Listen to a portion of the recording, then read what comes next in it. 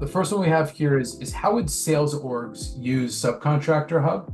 And then similarly, there's another question later on is I'm an EPC, where would I fit in the subcontractor universe? So I think, Kelvin, that's probably best for you. Sure. Yeah, so I'll keep this quick, but I'll give you a visual as well.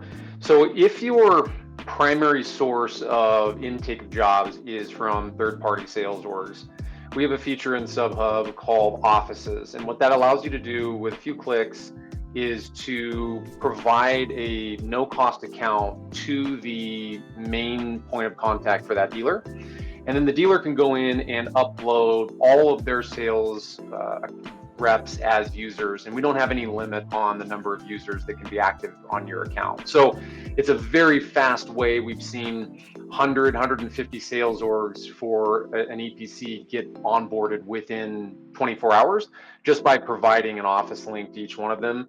And you can control the red lines, the territories, the access level that each have. So look at it like your entire account, and you're giving them a small little room within your account to conduct business directly into.